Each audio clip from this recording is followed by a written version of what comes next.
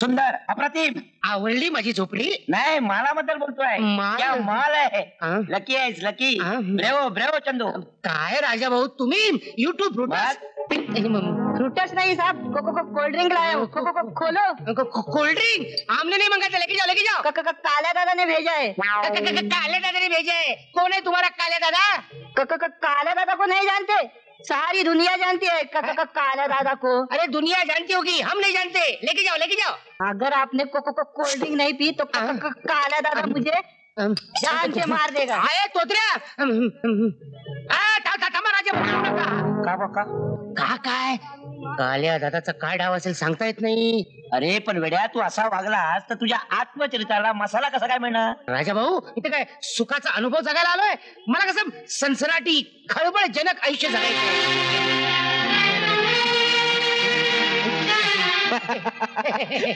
Sorry sir, cold drink के साथ cigarette Lana भूल गया. काल्या दादाने भेजा है. मैं कालिया दादा. यहीच काल्या दादा. नमस्कार. ले लो सर. मैं तो फोर्सकेयर पीने वाला आदमी. परवाइले सर, परवाई तो म्हणाला. हमारा दारू का अड्डा पे ये 3 पाट आदमी भी 5 पीता है सर. अरे वा मजा. आप भी टेस्ट करने का. अच्छा म्हणताय, ठीक आहे. किस कंडीशन? घेणार नाही नको.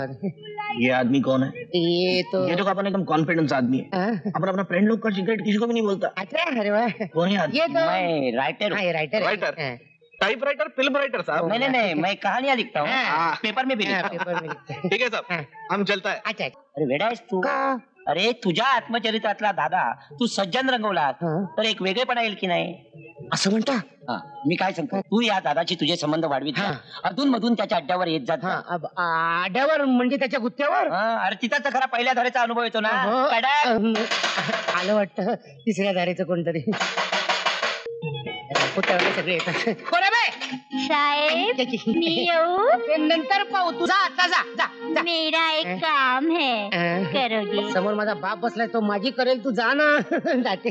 ठीक है, मैं बाद में आऊंगी. बैठो. बाद में कशाला? बैठिए. आपकी तो तारीफ हो रही थी ना. कामाचं काय म्हणालीस ते? नंतर साहेबांशी साहेब. बरं लाडात आलीस तू. मग जा बघू जा. नंतर बघू जा. गेली. हे बघ मित्रा, अशी संधी आलेली दौडायची नसते. अरे असं पात्र शोधून सापडायचं नाही. शोधून म्हणजे तुम्हाला म्हणायचं काय, एकदम लग्न? अरे तू गुलबक्षीशी लग्न केलंस ना तर प्रचंड खळबळ माजेल. संघर्षाला खऱ्या अर्थानं सुरुवात होईल आणि मग तुझ्या आत्मचरित्राची काळजीच उरणार नाही. आपण ती गुलबक्षी तुझ्यावर फिराय ना. अरे तुझं आत्मचरित्र नुसतं खळबळजनक नाही तर रोमॅन्टिक होणार. रोमॅन्टिक. विचार कर मित्रा, विचार कर. रोमॅन्टिक आत्मचरित्र. रोमॅन्टिकला दाढी जरा जास्तच वाटते, कमी करायला पाहिजे.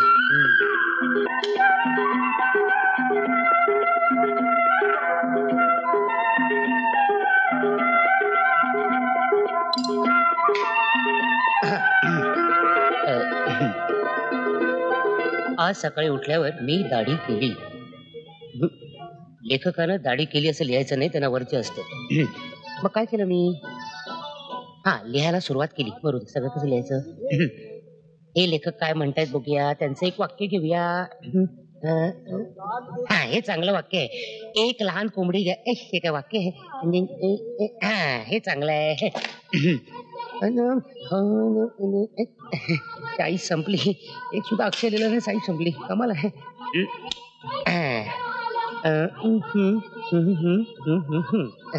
हे काय म्हणतायत बघूया. अरे रे, केवढं दुर्भाग्य. नको बाबा. वा केवढं भाग्य. हे चांगलं वाक्य. बरेच लेखक आज कामाला आले. हे काय म्हणतायत बघू जरा. इंग्रजी नको रे बाबा, सगळे ट्रान्सलेट करून लिहितात. आपण कशाला लिहायचं, आपण चांगलं मराठी शोधूया. हे बघू. विलियम शेक्सपियरचा हलका फुलका विनोद. विलियम शेक्सपियर याच्याकडे चांगले प्रेमभंग असतात, त्यातलंच घेऊया एखादा प्रेमभंग. हे चांगलं आहे.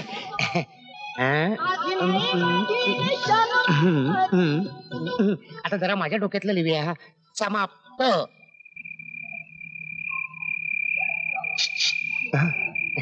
कटकट आली. काय कामातच आहे. हे बघ मी आता फार थकलोय, मला त्रास देऊ नकोस. कटकट नाही ती.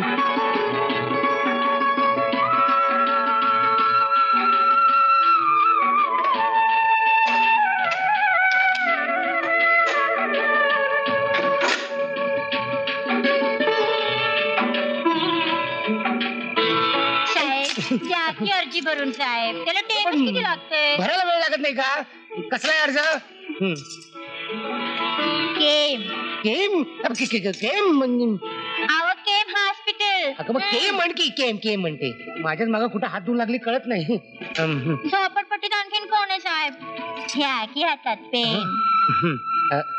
नेम केम केम केम आव केम हॉस्पिटल. केम म्हणायचं. मी तुला तुझं नाव विचारतोय.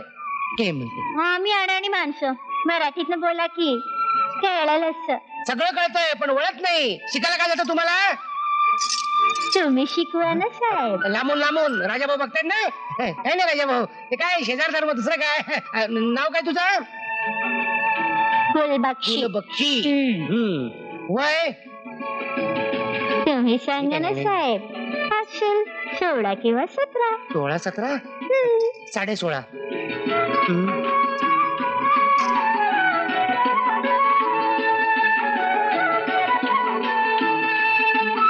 हा चला सही करा. सिग्नेचर. अंगठा का दाखवते? हा मला वाटलं मला अंगठा दाखवते. आणि इकडे हा चला या.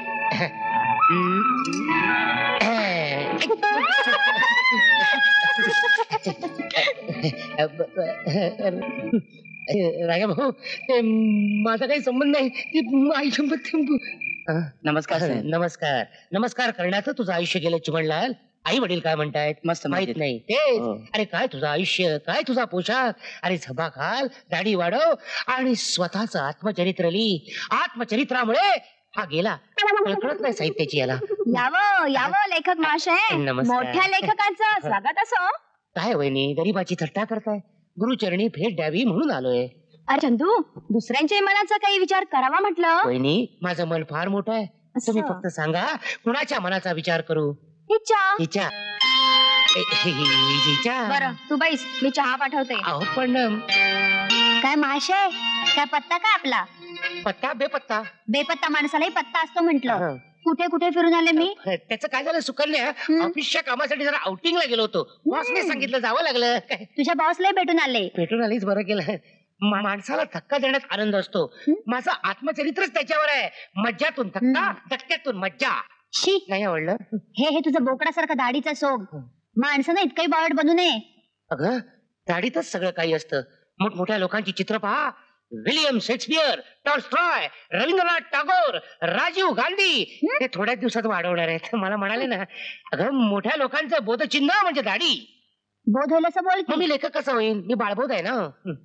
बाळबोध चाला पक्का आहेस पक्का. चुकून तरी बोललास का लग्नाचं? कोणाच्या? आपल्या. मला नाही वाटत ते शक्य होईल. काय? अगं सुकन्या रागवू नको, मी तुला आईस्क्रीम देतो.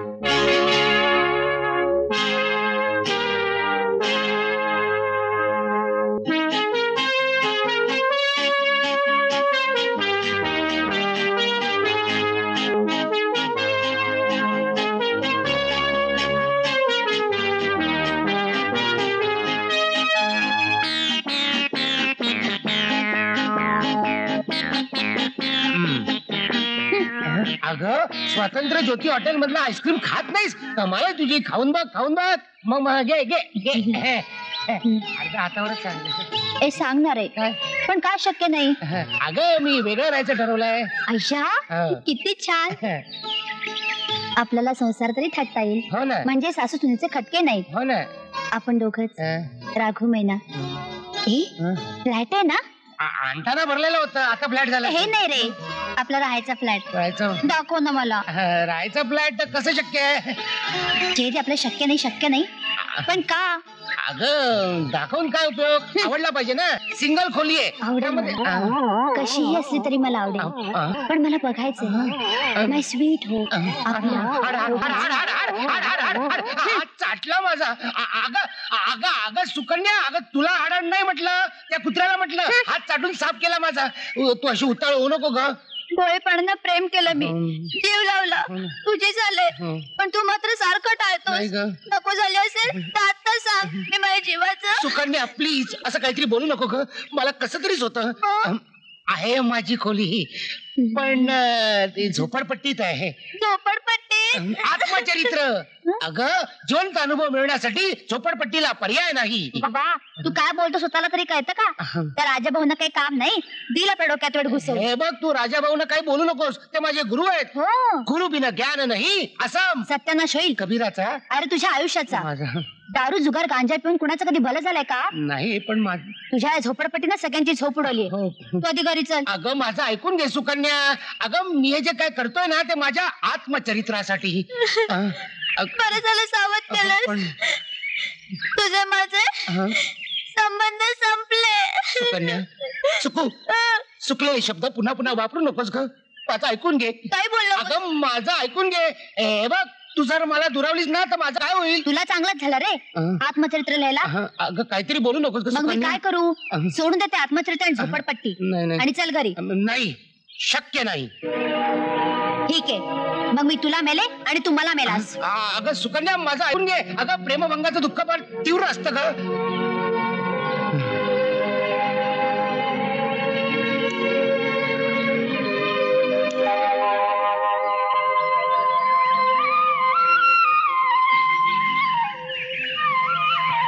गबाळे असं निराश व्हायचं नसतं.